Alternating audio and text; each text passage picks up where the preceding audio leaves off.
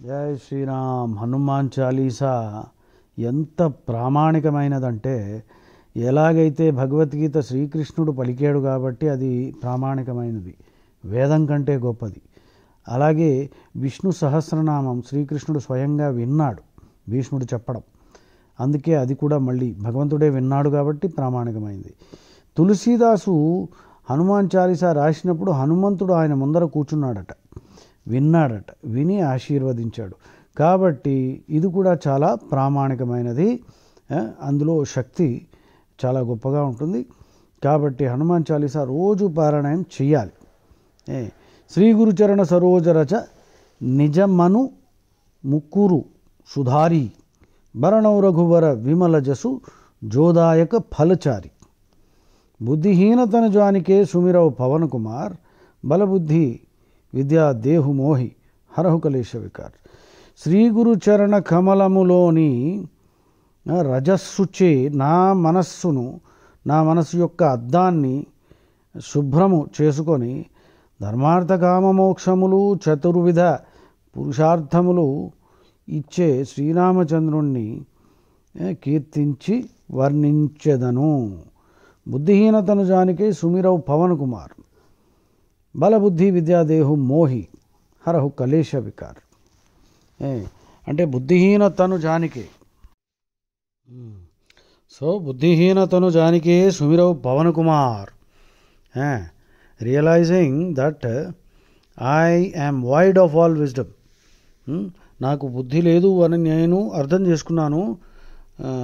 అయ్యా హనుమంతుడా, నువ్వు కూడా అది అర్థం చేసుకో. బుద్ధిహీనతను జానికై, ఈ తను అంటే ఈ శరీరము బుద్ధి లేకుండా ఉంది. అంటే నాకు బుద్ధి లేదు, బుద్ధి లేకపోవడం వల్లనే మానవ జన్మ దొరికింది. వేదం ఏముంటుంది? ద్వా సుపర్ణ సయుజ సఖాయ సమానం వృక్షం పరిషస్వజాతే తయోరన్య పిప్పలం స్వాద్వతి అనశ్నన్నన్యో అభిచాకశీతి. అంటే రెండు పక్షులు చెట్టు మీద ఉన్నాయి, పైన కూర్చున్న పక్షి పరమాత్మ అన్నమాట. ఈ చెట్టు అంటే శరీరం, కింద కొమ్మల మీద గెంతుతూ ఉంది ఒక పక్షి. అది పళ్ళు తింటూ ఉంటుంది. ఒకప్పుడు మంచి తీయ పళ్ళు దొరికితే ఆనందిస్తుంది, ఒకప్పుడు చేదు కారం పులుపు ఏవో తగులుతాయి ఏడుస్తుంది. అంటే ఈ సుఖ దుఃఖాలు ఇవన్నీ ఎంజాయ్ చేస్తుంది అనమాట కింద పక్షి. ఒకప్పుడు రెండు పక్షులు పైన కూర్చుండేవి, అంటే పరమాత్మ జీవాత్మ నరనారాయణులు. అంటే మనందరం అనాదిగా శ్రీకృష్ణుడితో ఉండేవాళ్ళం. ప్రకృతి పరమాత్మ జీవాత్మ మూడు అనాది అన్నమాట. పరమాత్మ మనని సృష్టించలేదు. ఎందుకు? మనని కానీ సృష్టించి ఉండుంటే మనం కూడా ఆయనలాగే పర్ఫెక్ట్గా ఉండాలి. కాబట్టి మనము అనాదియే, ఆయన అనాదియే. ప్రకృతి అంటే ఈ మాయ, ఈ సృష్టి ఇదంతా అనాది, బిగినింగ్లెస్, కాజ్లెస్. కానీ ఈ రెండిటి మీద ఆయనకి ఫుల్ కంట్రోల్ ఉంది. అది మన సిద్ధాంతం. అది సనాతన ధర్మంలో ఇంపార్టెంట్ కాన్సెప్ట్, చాలా సింపుల్ లాజికల్ కాన్సెప్ట్. మిగిలిన మతాల్లో భగవంతుడు 7 రోజుల్లో తయారు చేసాడని, అసలు 7 రోజులు ఎందుకురా, భగవంతుడు తలిస్తే ఇట్లాగా సృష్టి అయిపోవాలన్నమాట. అక్కడే లోపం ఉంది. పైగా ఆయనకి అలిసిపోయి 7వ రోజు ఆయన రెస్ట్ తీసుకున్నాడు కాబట్టి వీళ్ళందరూ ఆ రోజు హోలీడేగా చూస్తారు. అది మూర్ఖత్వమే. ఆయన అలసిపోవడం ఏమిట్రా, కృష్ణుడు అలసిపోవడం ఏమిటి? సో ఇవన్నీ మిగిలిన మతాలు వాళ్ళకి బుద్ధిరహితంగా ఉన్నారనమాట. మనము ఇక్కడ కృష్ణుడు, రాముడు, మన హనుమంతుడితో చెప్పుకుంటున్నాం, అయ్యా నాకు ఒకప్పుడు కృష్ణుడితోటి రాముడితోటి అనమాట, రాముడన్నా కృష్ణుడన్నా శివుడన్నా అంతా ఒకటే కదా, పరమాత్మతోటే నివసించే వాళ్ళం. బుద్ధి చెడిపోయి కిందకి దిగాం, కొమ్మల మీద గెంతుతున్నాము, మనిషి జన్మ ఎత్తాం. అందరూ అది అదృష్టం, మనిషి జన్మ దొరికింది. లేకపోతే 84 యోని అంటారు, 84 lakh క్రీచర్స్ ఉన్నాయి, యోనులు. అంటే రకరకాల పంది, కుక్క, క్రిమి కీటకాలు అన్నిట్లా పుట్టచ్చు.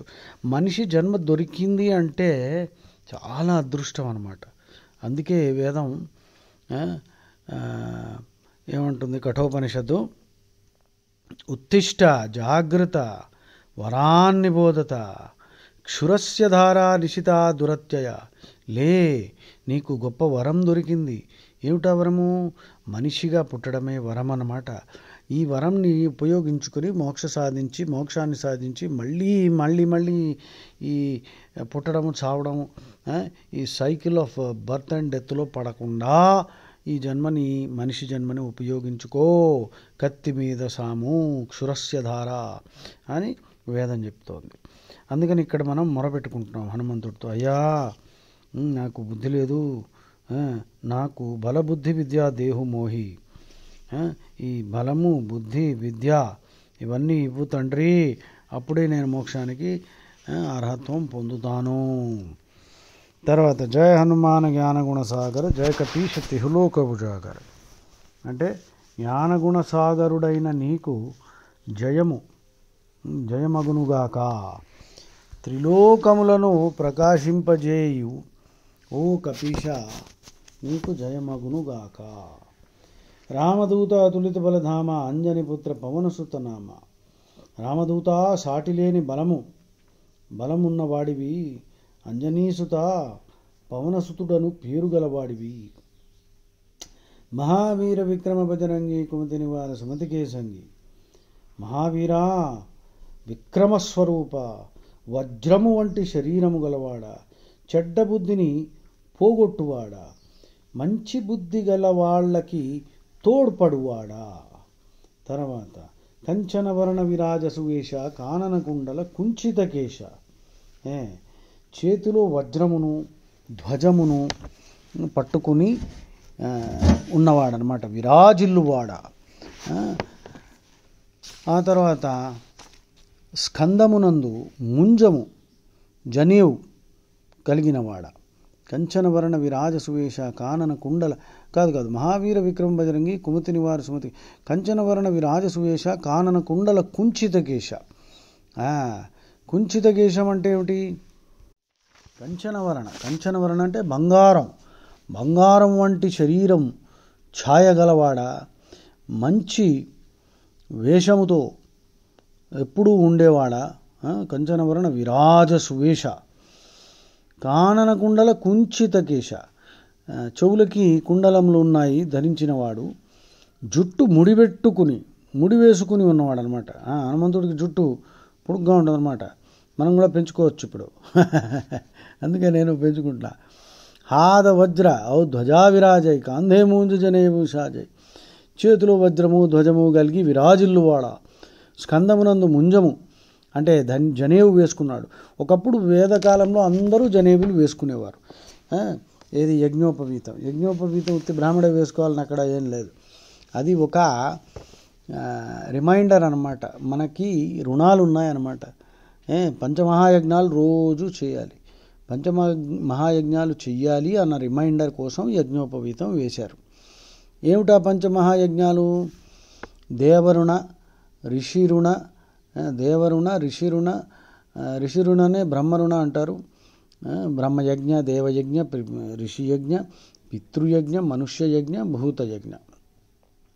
దేవయజ్ఞాలంటే దేవతలకి మనం హవిస్సులు ఇస్తూ ఉంటాము. లాస్ ఆఫ్ నేచర్ ఉంటాయి, వాటిని మనం రెస్పెక్ట్ చేయాలి.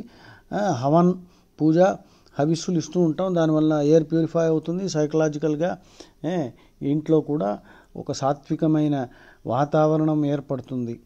తర్వాత ఋషిరుణ ఆర్ బ్రహ్మరుణ అంటే భగవద్గీత, హనుమాన్ చాలీసా, రామాయణ ఇవన్నీ చదువుకోవాలి. వాళ్ళు జీవితం అంతా ధారపోసి ఇవన్నీ మనకి రాశారు, ఇచ్చారు, తెలుసుకున్నారు. ఎందుకు మనం బాగుపడతామని. మనం ఆ మాత్రమైనా చేయకపోతే అది చాలా తప్పు. కృతజ్ఞత లేకపోవడం అన్నది అంతకంటే దరిద్రం ఇంకోటి ఉండదు. అందుకే లక్ష్మణుడు కృతాజ్ఞే నాస్తి నిష్కృతి అన్నాడు. అంటే కృతజ్ఞత లేకపోవడం అన్నదానికి నిష్కృతి లేదు. ఏ పాపం చేసినా దానికి ఏదో ఉపాయం చెప్తారు, కానీ కృతజ్ఞత లేకుండా ఉండడం అన్న పాపానికి ఉపాయం లేదు. చాలా దారుణమైనది అనమాట అది. సో తర్వాత ఇంకేంటి? దేవయజ్ఞ, బ్రహ్మయజ్ఞనే ఋషి యజ్ఞ అని కూడా అంటారు. పితృయజ్ఞ, మన పితృదేవతలు వాళ్ళకి శ్రాద్ధము, తద్దినాలు, పిండాలు ఇవన్నీ ఏవో పెట్టాలి. శాస్త్రం చెప్తోంది. రాముడు కృష్ణుడు కూడా పెట్టారు కాబట్టి దానికి మీద కావాలంటే రీసెర్చ్ చేసుకోవచ్చు. తప్పేం లేదు. ఇవన్నీ చేయడం వల్ల ఏమవుతుందంటే కొంతమంది మూర్ఖులు ఇక్కడ పెడితే వాళ్ళకి అన్నం దొరుకుతుందా, అలా అయితే ఆఫీసుకి ఇంట్లో పెట్టేస్తే అన్నం అక్కడ దొరుకుతుంది కదా, పిచ్చి మాటలు మాట్లాడే వాళ్ళు వెరివేదాలు చాలామంది ఉంటారు. వాళ్ళని పట్టించుకోవద్దు. ఇవన్నీ రిచువల్స్లో చాలా ప్రొఫౌండ్ డీప్ గూఢార్థం ఉంటుంది, సిగ్నిఫికెన్స్ ఉంటుంది, సింబాలిజం ఉంటుంది. పైగా మనసంతా భగవంతుడి మీద ఒక సాత్వికమైన వాతావరణం మనం ఏర్పరచుకోవడం వలన సమాజం కూడా బాగుపడుతుంది. చాలా ఉన్నాయి వెరివేధవులకి ఏమీ తెలియదు. ఇందులో మేకల్ని కోయట్లేదు కదా, రక్తాలు చిమ్మట్లేదు కదా, దరిద్ర పనులు ఏం చేయట్లేదు కదరా. సో తర్వాత మనుష్య యజ్ఞ అంటే అతిథుల్ని, తర్వాత మిగిలిన సమాజానికి మనం ఏమి బాగు చేయగలుగుతాము, ఏమన్నా సమాజానికి మనం ఇవ్వగలుగుతామా, సేవ చేయగలుగుతామా, అది ఎప్పుడూ నిరంతరం ఆలోచించి మన చదువులన్నీ ఏం చదువుకోవాలి, ఏదో ఒక విధంగా మనలో ఉండే టాలెంట్ మనం ఐడెంటిఫై చేసుకొని సమాజానికి ఏదన్నా పనికొచ్చే వస్తువైనా సేవన్నా అందించగలిగితే మోక్షం దొరుకుతుంది. అది తర్వాత అతిథుల్ని సత్కరించాలి. తర్వాత భూతయజ్ఞ అంటే జంతువుల్ని నరికి తినేసి బిర్యానీలు తినడం కాదరా. ఆ మ్లేచ్చులు వెధవలు వాళ్ళు వచ్చారు ఈ దేశానికి, వచ్చిన తర్వాత ఆ బిర్యానీలు చెత్త పెంట అంతా తీసుకొచ్చారు, మన వాళ్ళు ఇవన్నీ తింటున్నారు. పాపంరా బాబు, నరకం. జంతు బలి చెయ్యకూడదు, మాంసాహారం చెయ్యకూడదు. అలవాటు పడిపోయావా, వదిలే, ఇవాళ నుంచి వదిలే. గట్టిగా హనుమంతుడికి నమస్కారం పెట్టి దరిద్ర పని ఆపు, లేకపోతే పాపం చుట్టుకుంటుంది. అందుకే రోగాలు, యాక్సిడెంట్లు, దారుణమైన చావులు ఇవన్నీ ఉత్తినే రావు. కృతకర్మ క్షయో నాస్తి కల్పకోటి శతైరపి అవశ్యమేవ భోక్తవ్యం కృతం కర్మ శుభాశుభం. మంచి చెడు చేసిన తర్వాత దాని రిజల్ట్స్ భరించాల్సిందే. నెక్స్ట్ 6th శంకర సువన కేసరీనందన తేజప్రతాప మహాజగవందన. శంకరుని పుత్రుడా, శివుడు వరం వలన పుట్టినవాడు, కేసరి అంజని యొక్క భర్త తనయ, గొప్ప తేజస్సు ప్రతాపములు గలవాడా, సమస్త జగములచే నమస్కరింపబడవాడా, విద్యావాన గుణీయతి చాతుర రామకాజ కరివేకో ఆతుర. విద్వాంసుడు, నవవ్యాకరణ విద్వాంసుడు, కళ్యాణగుణ చతురత్వము గలవాడు, రామకార్యమును నెరవేర్చుటకు ఆతురత పడువాడు. ప్రభుచరిత్ర సునివేకో రసియా రామలశన అని ఒరిజినల్లో ఉంది. రామలశన సీతామన వసియ, ఇది అవధి భాష కదా. శ్రీరామ ప్రభు చరిత్రమును విను రసికుడా, రామనామ రసికుడు అనమాట. అందుకనే మనం హనుమాన్ చాలీసా చదువుతున్నప్పుడు ఫస్ట్ రామ చాలీసా అందుకే చదువుతాం. రాముడి గురించి కీర్తిస్తే హనుమంతుడికి చాలా ఆనందం. ప్రభుచరిత్ర సునివేకో రసియ 8th దోహా అనమాట. ప్రభుచరిత్ర సునివేకో రసియ రామలశన సీతామన వసియ. శ్రీరామ ప్రభు చరితమును విను రసికుడు, సీతారామ లక్ష్మణులను మనస్సున ధరించినవాడా, సూక్ష్మరూపధరి సియహి దిఖావా వికట రూపధరి లంకజరావా. సూక్ష్మరూపమును ధరించి సీతకు కనిపడ్డాడు, తర్వాత లంకలో దూరాడు. వికట రూపం ధరించి లంకను కాల్చాడు. భీమరూపధరి అసురు సమారే రామచంద్రకే కాజు సవారే. భయంకరమైన రూపాన్ని ధరించి రాక్షసులందరినీ చంపాడు, రామచంద్రుని కార్యమును నెరవేర్చాడు. తర్వాత 11th లాయ సజీవన లఖన జియాయే శ్రీరఘువీర హర్షివురులాయే. సంజీవని తీసుకొచ్చి లక్ష్మణుణ్ణి బ్రతికించాడు. దానికి శ్రీరాముడు సంతసించి హృదయమున హత్తుకొనెను. రాముడి దగ్గర ఇవ్వడానికి ఏం లేదు కాబట్టి రాముడు కౌగులించుకున్నాడు. మనం కూడా రాముడి కౌగులి పొందడానికి అర్హత పొందాలి మనం.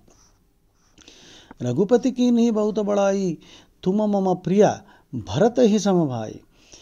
శ్రీరామచంద్రమూర్తి నిన్ను గొప్పగా పొగిడి, సోదరా నీవు నాకు భరతుడితో సమానమైన వాడివి అని చెప్పాడు. సహసవదన తుమరో యశగావై అసకహి శ్రీపతి కంఠలగావై. సహసవదన అంటే నీ కీర్తిని భవిష్యత్తులో అందరూ 1000 నోళ్ళు గానం చేస్తారు. శాస్త్రాలన్నీ హనుమంతుణ్ణి గానం చేస్తున్నాయి. తర్వాత శేషనాగు ఆయన కూడా అంటే లక్ష్మణుడు, అదే రామానుజ. మనకి ముచ్చింతలలో ఉంది కదా, శ్రీరామానుజ అంటే ఎవరు? లక్ష్మణుడి అవతారం ఆయన. సో లక్ష్మణుడు శ్రీరామానుజ వీళ్ళందరూ నిన్ను కీర్తిస్తున్నారు నాయన అని అన్నాడు. సనకాదిక బ్రహ్మాది మునీస నారద సారద సహిత హీస. సనకాది దేవర్షులు, బ్రహ్మాది దేవతలు, మునీశ్వరులు, నారదుడు, సరస్వతి, ఆదిశేషుడు, యముడు, కుబేరుడు, దిక్పాలకులు, కవులు, పండితులు అందరూ నీ యశోగానమును చేస్తూ ఉంటారు. యమకుబేర దిక్పాల జహాతే కవి కోవిద కహీస కై కహాతే. తర్వాత తుమ ఉపకార సుగ్రీవై కీన రామ మిలాయ రాజపద దీన. 16th, నీవు సుగ్రీవుడికి ఉపకారము చేశావు. ఆ సుగ్రీవుడికి సేవకుడుగా, మినిస్టర్గా వచ్చాడు. ఎందుకంటే అది ఈయన సూర్యుడికి ఇచ్చిన గురుదక్షిణ అనమాట. హనుమంతుడు గురువు సూర్యుడు. గురుదక్షిణ ఏంటి ఇవ్వాలా అంటే ఏం అక్కర్లేదన్నాడు. కానీ హనుమంతుడు ఇస్తాను అని అంటే అప్పుడు సరే నా కొడుక్కి మంత్రిగా ఉండు అని చెప్పాడు. రామునితో ఆయన ఈ సుగ్రీవుణ్ణి కల్పిస్తాడు. తర్వాత ఆయనకి రాజ్య సంపద ఇప్పించాడనమాట. తుమ ఉపకార సుగ్రీవహికీన రామమిలాయ రాజపద దీన. తుమరో మంత్ర విభీషణమాన లంకేశ్వర్ భయే సబ్ జగజాన. నీ ఆలోచనలు విభీషణుడు అంగీకరించి లంకకు రాజైన సంగతి లోకమంతా తెలుసు కదా. విభీషణుడు కూడా లాభం పొందాడనమాట. జుగ సహస్ర యోజన పరభాను లీల్యోతాహి మధుర పలజాను. 18th, 2000 అమడల దూరము ఉన్న సూర్యుణ్ణి మధుర ఫలముగా భావించి లీలగా గ్రహించావు. ప్రభుముద్రికా మేలిముఖమాహి జలదిలాంగిగా అచ్చరజనాహి. Nothing surprising. 19, శ్రీరామ ముద్రికను నోట్లో పెట్టుకొని ఉంచుకొని సముద్రమును దాటితివి. దీనిలో ఆశ్చర్యం ఏముంది అంటే ఆయనకు అంత శక్తులు ఉన్నాయి కాబట్టి. దుర్గమ కాజ జగతికే చేతే సుగమ అనుగ్రహ తుమరేతేతే. ప్రపంచంలో కష్టమైన కార్యము ఏదన్నా ఉంటే అది నీ అనుగ్రహంతో ఈజీగా అయిపోతుంది, కాగలదు. తర్వాత రామదువారే తుమరఖువారే హోతను ఆజ్ఞ బినుబైసారే. నీవు రామద్వారమునకు సెక్యూరిటీ గార్డు అనమాట. నీ యజ్ఞ లేక లోనికి నీ ఆజ్ఞ లేకపోతే లోనికి వెళ్ళడం వీల్లేదు. అందుకని హనుమంతుడిని మనం పట్టుకుంటే రాముడు మనకు దొరుకుతాడు. సబ్ సుఖల హై తుమ్హారీ శరణ తుమ్ రక్షక్ కాహుకోడర్నా. నిన్ను శరణు వేడితే సమస్త సుఖములు దొరుకుతాయి. నీవు రక్షకుడుగా ఉంటావు. ఎవరికి భయపడవలసిన అవసరం లేదు మనకప్పుడు. ఆపన తేజ సంహారో ఆపై తీనులోక హాకతే కాపై. నీ తేజస్సు ఎటువంటిదంటే ఒక్క కేక వేస్తే 3 లోకాలు వణికిపోతాయన్నమాట. భూత పిశాచ నికట నహి ఆవే మహావీర జబ్ నామ సునావే. నీ నామం విన్నంత మాత్రాన్నే భూత ప్రేత పిశాచ దుర్మార్గులు అందరూ పారిపోతారు, దగ్గరికి రారు. నాసైరోగ హరై సబ పీడ జపత నిరంతర హనుమతి వీర. నిరంతరము నీ నామ జపం చేయడంతో నా ఒంట్లో ఉండే రోగాలు అన్ని పీడలు అన్నీ పోతాయి. సంకటసే హనుమాను చుడావై మన క్రమవచన ధ్యానజోలావై. మనోవాక్కాయములుచే ఎప్పుడు హనుమంతుణ్ణి ధ్యానించినచో ఆయన సమస్త సంకటముల నుండి మన్ని బయట పెడతాడు. సంకటసే హనుమాను చుడావై మన క్రమవచన ధ్యానజోలావై. సబ్ పర రామ తపస్వీ రాజా తినకే కాజ సకలతం సాజా. రాముడు రాజులందరికీ ముకుటము వంటివాడు, తాపసులందరికీ కూడా ప్రభువు వంటివాడు. ఆయన కార్యము అన్నింటినీ నీవు చక్కగా సవరించావు. ఔరు మనోరథ జో కోయిలావై సోయి అమిత జీవన పలుపావై. ఎవరు ఏ మనోరథములు కలిగి ఉన్నను వారికి జీవన ఫలితము అమితముగా లభించును. చారోజుగు ప్రతాప తుమ్హారా హై పరిస్థితి జగత్ ఉజియారా. నీ ప్రతాపము 4 యుగములలోనూ కలదు అని ప్రసిద్ధము కూడా అయినది. దానిచే జగత్తు ఉజ్వలమైనది. సాధు సంతకే తుమ రఖువారే అసురుని కందన రామదులారే. సాధు సజ్జనులకు నీవు రక్షకుడవు, అసురులని రాక్షసుని చంపి రామునికి ప్రియుడు అయ్యావు. తర్వాత 31 అష్టసిద్ధి నవనిధికే దాత అసవరదీన జానకీమాత.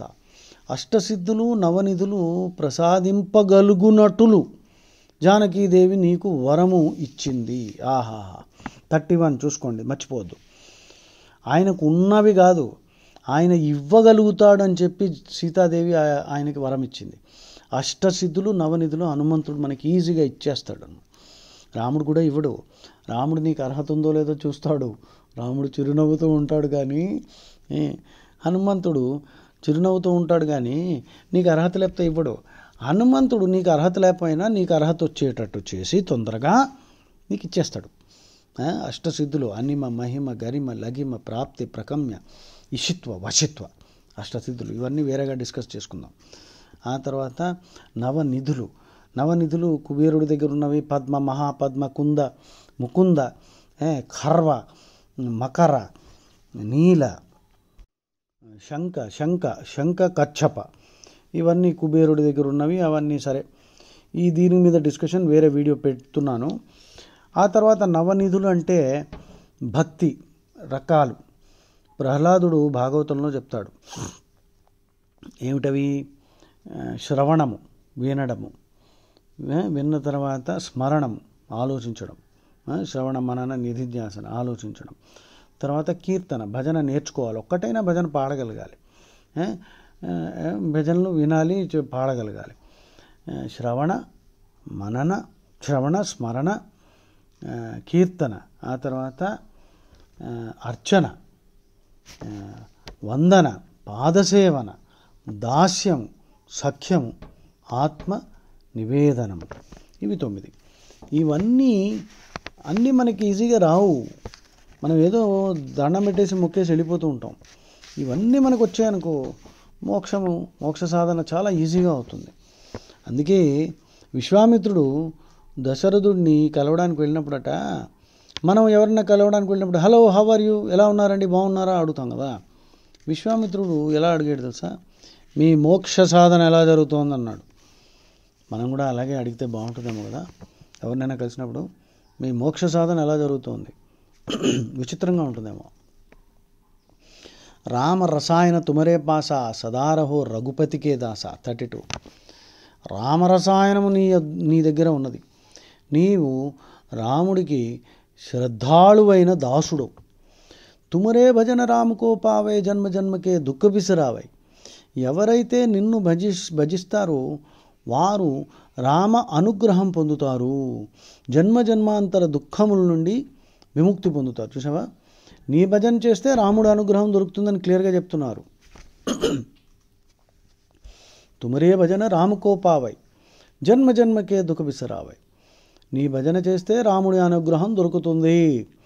అంతకాల రఘుపర పురుజాయి జహా జన్మ హరి భక్తు కహాయి. 34 అంతకాలం ఎచ్చట జన్మించిన హరిభక్తులు, అంటే మరణం అనంతరము మనం రాముడి దగ్గరికి చేరుకుంటాం. అక్కడ హరిభక్త అన్న పేరుతోటి మనం పిలుస్తారనమాట. ఔరు దేవత చిత్తన ధరి హనుమతి చేయి సర్వసుఖకరై. ఇంకొక దేవతను పూజించడం అంత అవసరం లేదు. హనుమంతుడిని సేవిస్తే సర్వసుఖములు దొరుకుతాయి.